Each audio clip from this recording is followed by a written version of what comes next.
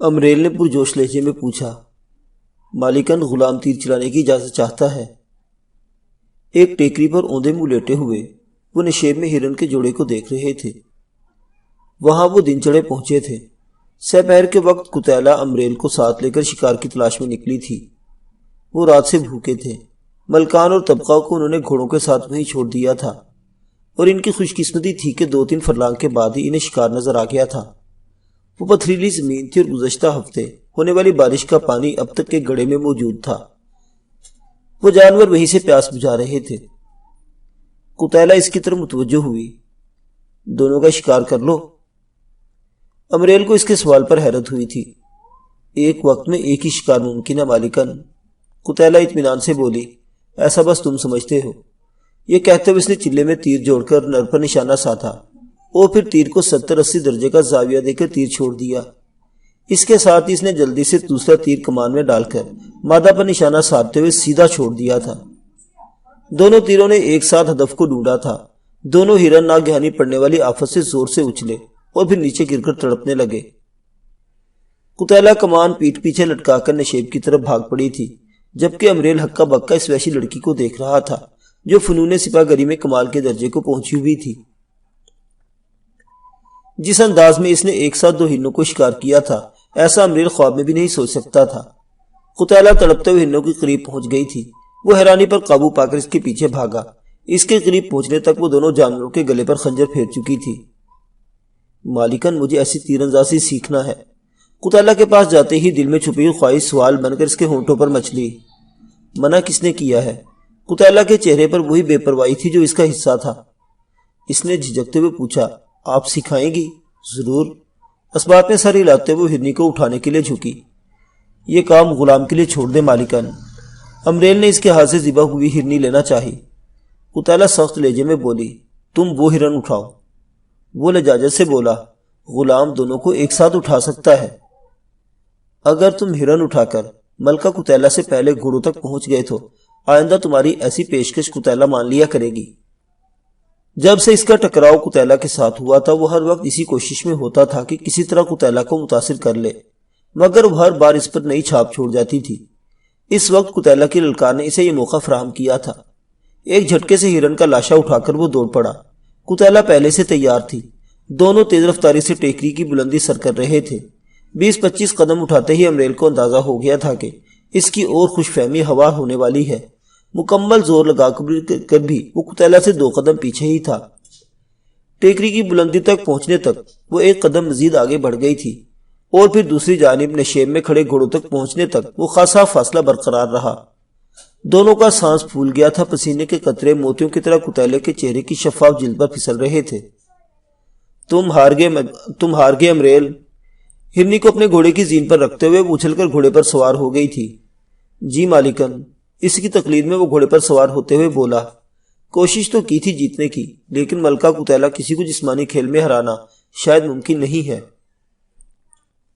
بہرحال اچھی کوشش تھی۔ خوش دلی سے مسکراتے ہوئے اس نے گھوڑے کو ایڑ لگا دی تھی۔ آگے پیچھے دوڑاتے ہوئے وہ ملکان اور طبقہ کے پاس پہنچ گئے تھے۔ ان کے قریب پہنچتے ہی دونوں کو ہوش آیا تھا۔ ملکان کھسیاتے ہوئے طبقہ سے دور ہوا۔ تبھی قتیلہ سنجیدہ لہجے میں گویا ہوئی، ملکان، ملکہ قتیلہ نے ابھی تک تم دونوں کو رشتہ ازواج میں نہیں باندھا۔ معذرت خواہ ہوں ملکہ، ہمیں اندازہ نہیں تھا کہ آپ اتنی جلدی لوٹ آئیں گے۔ ملکان نے ندامت کے اظہار میں دیر نہیں لگائی تھی۔ سوال کوئی اور تھا۔ قتیلہ کی دنبالہ آنکھوں میں ایسی بات پوشیدہ تھی کہ ملکان کانپ گیا تھا۔ مجھے اپنے قصور کا اعتراف ہے ملکہ۔ قبیلے تک تم طبقہ سے بات نہیں کرو گے، ورنہ ملکہ قتیلہ طبقہ کو جہاں سے اٹھا کر لائی ہے وہیں پہنچا دے گی۔ ملکان نے سر جھکاتے ہوئے کہا، جی ملکہ۔ لکڑیاں اکٹھی کر کے آگ جلاؤ۔ موضوع تبدیل کرتے ہوئے وہ گھوڑے سے اتری اور ہرن اٹھا کر بیری کے درخت کی طرف بڑھ گئی۔ چند لمحوں بعد وہ ہرن کو الٹا لٹکا کر اس کی کھال اتار رہی تھی۔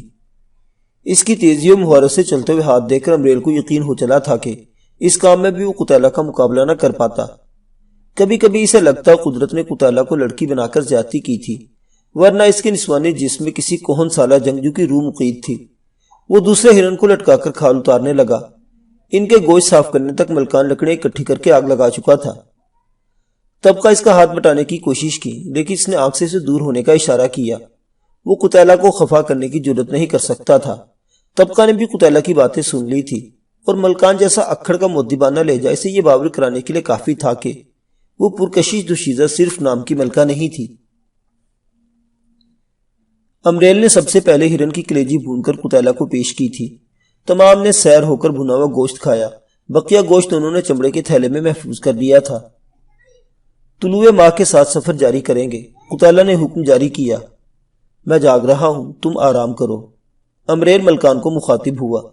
سر ہلاتے ہوئے ملکان قتیلہ کے بائیں ہاتھ سر کے نیچے گھوڑے کی زین رکھ کر لیٹ گیا، کیونکہ طبقہ دائیں جانب ریت پر چادر بچھا کر لیٹی ہوئی تھی۔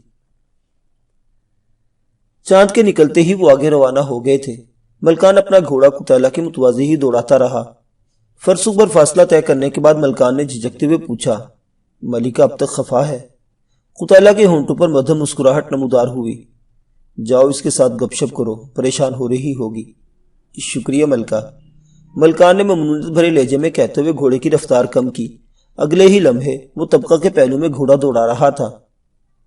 مل گئی اجازت؟ طبقہ نے خفگی بھرے انداز میں پوچھا۔ ہاں، ملکان نے بغیر ندامت ظاہر کیے سر ہلایا۔ اور یاد رکھنا ملکان کی جان، وہ ہماری سردار ہے اور اسی کی وجہ سے مجھے تمہارے حصول میں کامیابی ہوئی ہے۔ میں نے اس کا گلہ تو نہیں کیا، طبقہ نے صفائی پیش کی۔ ملکان جلدی سے بولا، ایسا کبھی سوچنا بھی مت، اس کی صورت دیکھ کر غلط فہمی میں مبتلا ہونے والے کو پچھتانے کا موقع نہیں ملتا۔ طبقہ نے دبے لہجے میں پوچھا، اس چھوکری میں سوائے خوبصورتی اور نخرے کے کوئی خوبی تو نظر نہیں آتی؟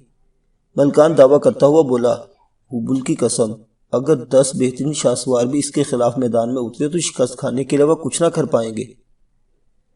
پہلے تم جھوٹ نہیں بولتے تھے، طبقہ کے لہجے میں بے یقینی تھی۔ اب بھی نہیں بولتا، میں نہیں مانتی، طبقہ نے نفی میں سر ہلایا۔ مجھے بھی کوئی بتاتا تو یقین نہ کرتا۔ تو کیا اسے لڑتے ہوئے دیکھ چکے ہو؟ طبقہ اشتیاق بھرے لہجے میں بولی۔ اس کے خلاف تلوار سونتنے کی غلطی کی تھی، یقین کرو اگر اسے میری ضرورت نہ ہوتی تو تمہیں اپنے تیسرے شوہر کے بال بچے پال کر ہی عمر گزارنا پڑتی۔ مجھ سے خوبصورت لگتی ہے؟ طبقہ کے نزدیک شمشیر زنی سے زیادہ قتیلہ کی خوبصورتی خطرناک تھی۔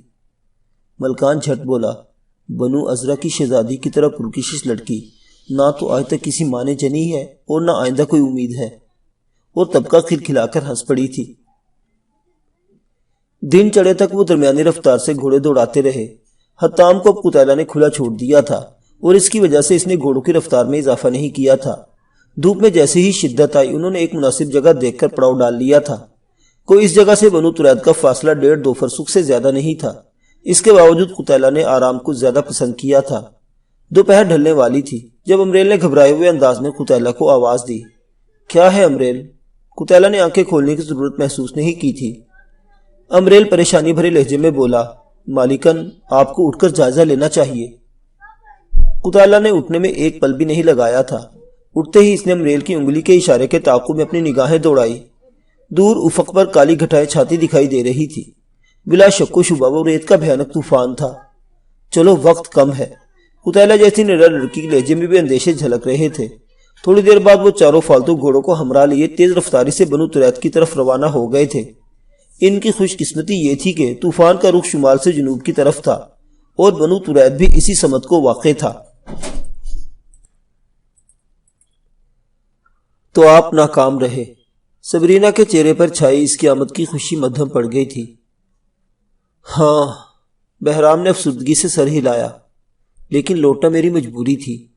صحرائے اعظم میں کسی ایسے آدمی کو تلاش کرنا جو دشمنوں سے چھپتا پھر رہا ہو قریباً ناممکن ہے۔ اس کے ساتھ مجھے یہ امید بھی ہے کہ یشکر دشمنوں سے جان چھڑانے کے لیے فارس کا رخ کرے گا۔ چلو اس کی زندگی کی نوید تو مل گئی ہے نا۔ سبرینا نے گہرا سانس لیتے ہوئے روشن پہلو کو اجاگر کیا۔ اگر اس نے واپس آ کر تم سے انتظار نہ کرنے کا شکوہ کیا۔ بہرام کے لہجے میں عجیب سے اندیشے پنہاں تھے۔ سبرینا کے ہونٹوں پر مدھت تبسم نمودار ہوا۔ بہرام کو وارفتگی سے دیکھتے ہوئے وہ چاہت بھرے لہجے میں بولی، وہ میرا محسن ہے، مجھے اس سے ہمدردی سہی، مگر دل کا کیا کروں جو صرف ایک ہی نام پر دھڑکتا ہے۔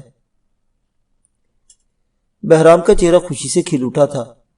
وہ سبرینا کے رخ روشن پر مہر محبت ثبت کرتا ہوا بولا، مجھے معزز سکندر کے پاس حاضر ہونا ہے، وہ بے چینی سے منتظر ہوں گے۔ وہ منہ بناتے ہوئے بولی، پہلے انہی کے پاس جانا تھا۔ تو تمہیں معلوم نہیں کہ میں پہلے یہاں کیوں آیا ہوں؟ بہرام کے لہجے میں شکوہ در آیا تھا۔ سبرینا کے نقرئی کہکے نے بہرام کی سماعتوں میں رس گھولا، جلدی لوٹنا، آپ کی خانم پر ایک ایک لمحہ سال بن کر گزرے گا۔ اور بہرام مسکراتا ہوا باہر نکل گیا۔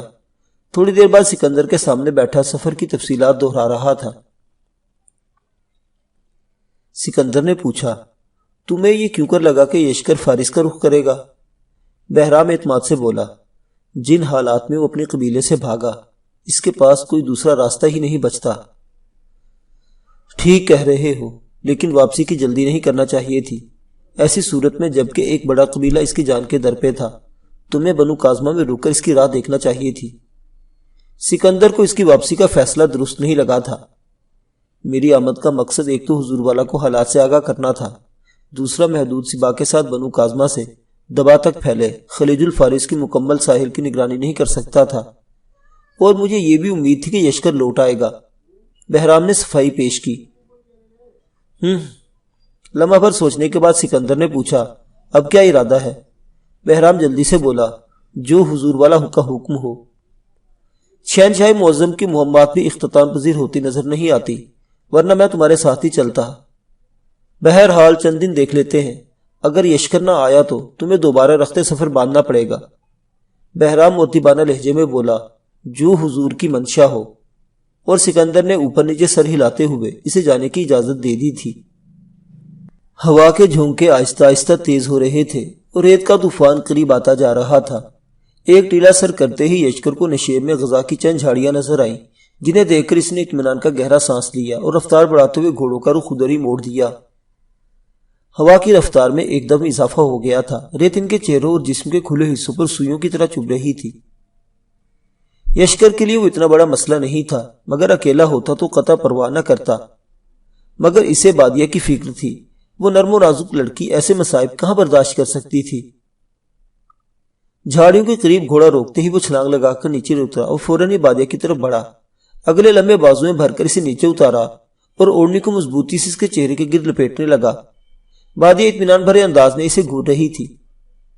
یشکر کی موجودگی میں اسے آسمانی آفت سے بھی ڈر نہیں لگ رہا تھا۔ بادیہ سے بے فکر ہو کر اس نے دونوں گھوڑوں کی لگامیں پکڑی اور جھنڈ سے چند قدم کے فاصلے پر موجود اکیلی جھاڑی کی طرف بڑھ گیا۔ دونوں گھوڑوں کو جھاڑی کے نہ نظر آنے والے تنے سے باندھ کر اس نے اپنے گھوڑے کی زین سے بندھا کمبل کھولا اور بادیہ کو لے کر ہوا کے مخالف رخ جھاڑیوں کی جڑ میں دبک گیا۔ کمبل کو اس نے اپنے اوپر بادیہ کے گرد مضبوطی سے لپیٹ لیا تھا۔ بادیہ کا سر گود میں رکھ کر اس پر جھک کر بیٹھ گیا۔ ہوا دم بدم تیز ہوتی جا رہی تھی۔ ہوا میں اڑتی ریت نے سورج کو ڈھانپ کر رات کا سما کر دیا تھا۔ بادیہ دونوں پاہیں اس کی کمر سے لپیٹ کر سکون بھرے انداز میں لیٹی تھی۔ غذا کی جھاڑیوں نے اچھی خاصی آڑ مہیا کر رکھی تھی، اس کے باوجود ریت تواتر سے یشکر کی پیٹھ سے ٹکرا رہی تھی۔ اس کی حد الوسع کوشش یہی تھی کہ بادیہ کو کوئی تکلیف نہ پہنچے۔ طوفان جاری رہا۔ تیز ہوا سیروں کے حساب سے ان کے جسم پر ریت پھینک رہی تھی۔ ہوا کی شانشا کے ساتھ گھوڑوں کی بے چینی بھری ہنہناہٹ تھی، یشکر کو سنائی دے رہی تھی۔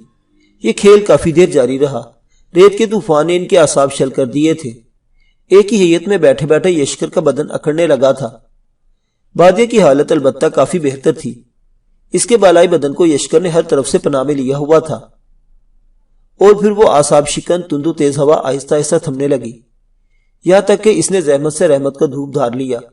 ہوا میں موجود ریت کے ذرات بھی زمین پر بیٹھ گئے تھے۔ یشکر نے بدن سے لپیٹے کمبل کو اتارا، اس پر سیروں کے حساب سے ریت پڑی تھی۔ کمبل سے سر نکالتے ہی اسے ہر جانب اندھیرے کا راج نظر آیا۔ بیٹھے رہو نا، مجھے نیند آ رہی ہے، اسے اٹھنے پر آمادہ دیکھ کر بادیہ مزاحیہ انداز میں بولی تھی۔ یشکر نے اس کے رخ پر لپٹی اوڑھنی کھولتے ہوئے چاہت بھرے لہجے میں کہا، اب آرام ہی کرنا ہے میری سردار زادی۔ وہ کھلکھلاتے ہوئے اٹھ بیٹھی۔ اب تو آپ کی شریک حیات ہوں، پھر ہر وقت سردار زادی کیا کہنے کا مطلب؟ کیونکہ تم ہو ہی سردار زادی، وہ اطمینان بھرے انداز میں کہتے ہوئے کمبل جھاڑنے لگا۔ بادیہ کو پیاس لگ رہی تھی، وہ مسکراتے ہوئے گھوڑوں کی طرف بڑھ گئی۔